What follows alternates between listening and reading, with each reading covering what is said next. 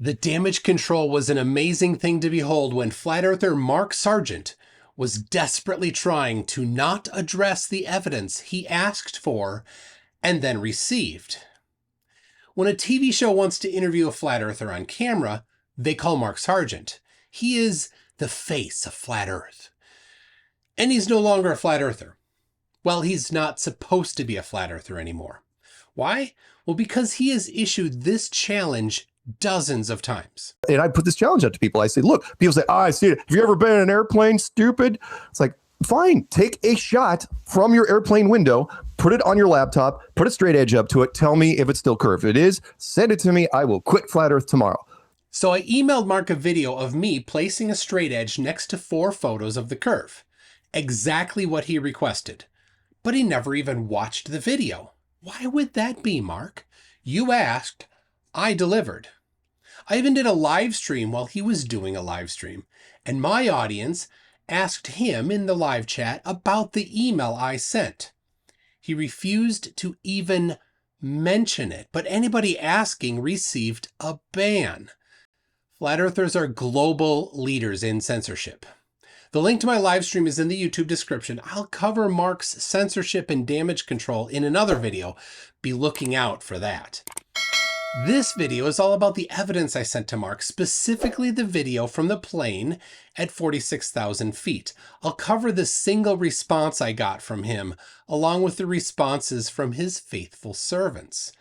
Let's review again what the criteria is that Mark gave as something that would cause him to absolutely, positively quit flat earth. If you think you see it, see the curvature, fine. Take a picture from an airplane, from a mountain, from blue, and I don't care.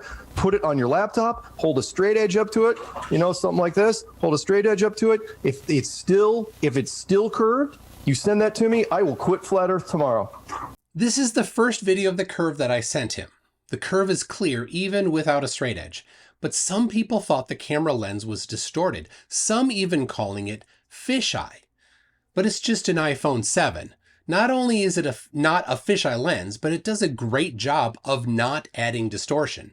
To thoroughly discredit the fisheye claim from Francis Goldstein 6153, Wolfie used that very same iPhone 7 to record this video showing that a straight line is straight, above, below, and at the center of frame.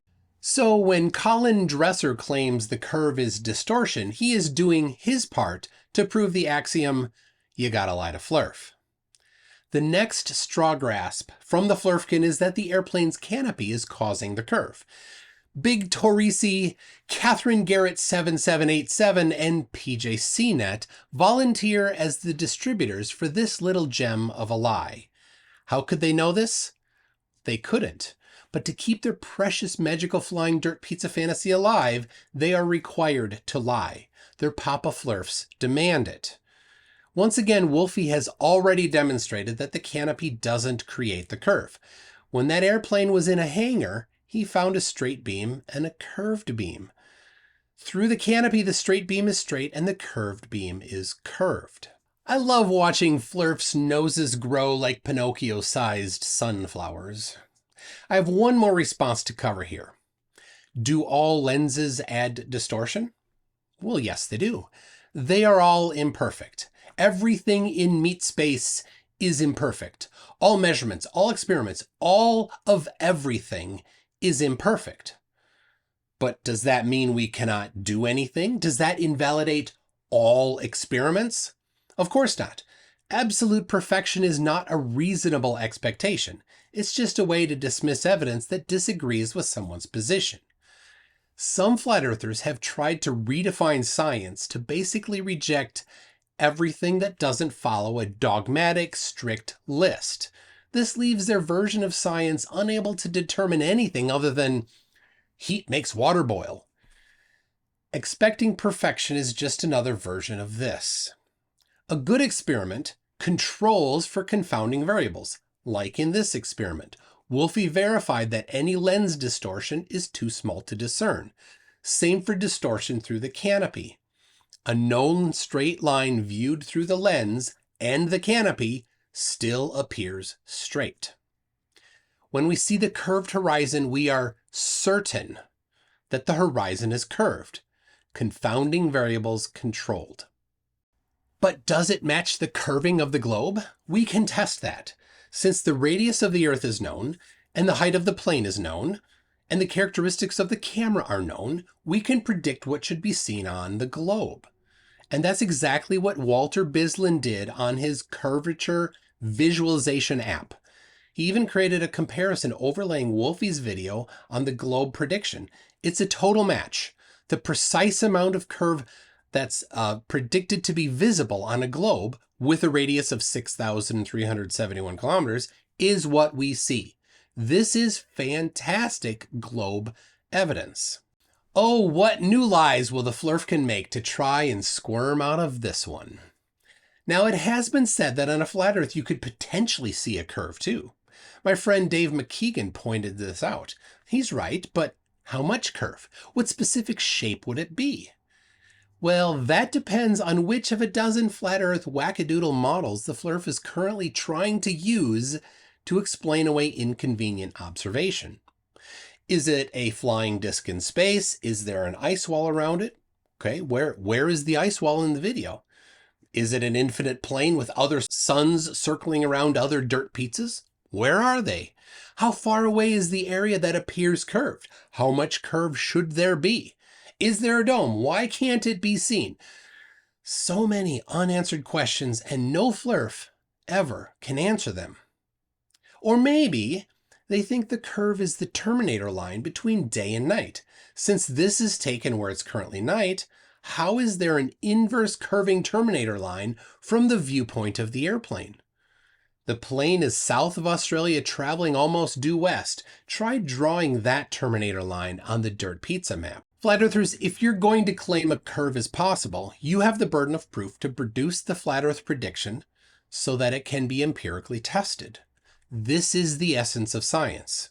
If you cannot do this, you have no testable hypothesis. You cannot even test your claim. It's pseudoscience. Flatties, if you cannot produce a prediction based on elevation, location, time, date, whatever, you've already admitted defeat. Hang it up and go home. You lost. But not Mark. No. Flat Earth is his identity. It's his entire life. He is completely unemployable now.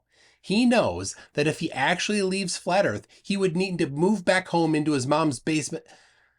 Oh, never mind.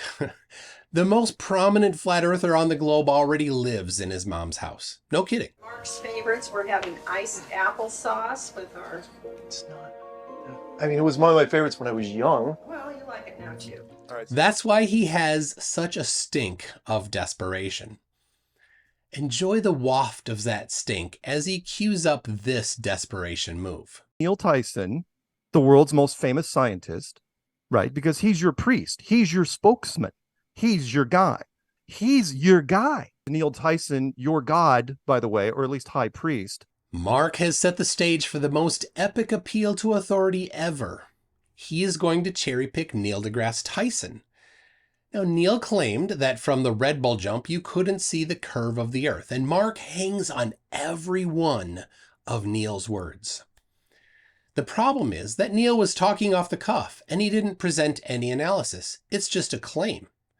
This is an appeal to authority fallacy. But was Neil right? Well, we can ask Felix Baumgartner. You know, the guy that actually went up to 130,000 feet in the Red Bull jump. The guy that actually was looking at the horizon. The guy that actually did the skydive. Well, when I was standing outside that capsule, it was a very quiet and peaceful moment, you know. At that moment, you look at the world, it looks very fragile. You could see the curvature of the Earth. You could see the curvature of the Earth. I could see the sky was pitch black up there. Well, Felix disagrees with Neil, and Felix was there. After Felix jumped in 2012, Alan Eustace broke Felix's record in 2014. What did Alan say? In the end, it allowed, like an ordinary human to basically see a view, not exactly like the astronauts, but certainly the darkness of space, curvature of the Earth. So we have two people that were there and Neil who wasn't. Neil was wrong. Evidence always wins. But who does Mark Sargent cherry pick? The one that agrees with him. I don't know if I've heard a more egregious appeal to authority ever. Mark worships Neil. When Mark's mommy tucks him in at night, Mark is wearing Neil deGrasse Tyson pajamas. He lays his head on his Neil deGrasse Tyson pillowcase and pulls his Neil deGrasse Tyson blanket up to his chin and stares up at the poster of Neil deGrasse Tyson he had his mom thumbtacked to the ceiling.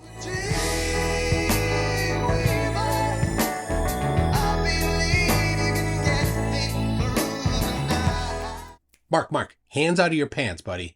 You're saving yourself for Patricia, remember? Now we get to the most dishonest part of Mark's response. I think at least 50 people emailed Mark asking him to look at the evidence I sent, which he still hasn't done. What did he email back? A clip of this video. I recognized it immediately because of the upturned edges. This is a GoPro camera. It's from the Little Piggy balloon launch. When Mark says it's an Orwellian thing that you want to see something, he's talking about himself. He sees flatness in this video, but it's curved up. Put a straight edge up to it, Mark. You see straight, but it's curved because it's a GoPro. How many hundreds of your videos have this clip in it, but your bias didn't allow you to see the distortion? I have a longer clip of that same video when the balloon popped and the horizon was in different parts of the screen. This is the part you didn't watch, Mark, because you didn't do your own research. Your Orwellian bias made the decision for you. Imagine that. Mark's go-to flat earth proof is from a distorted GoPro lens. Mark's cherry-picked portion of the video has the horizon slightly below the center of frame. The GoPro lens is counteracting the curve that's there. Quite the fail, Mark, but none of these diversions change the fact that dozens of times you said, Take a picture of that, hold a straight edge up to it, and then email it to me. I'll quit tomorrow. it's way past tomorrow, Mark. Time to quit.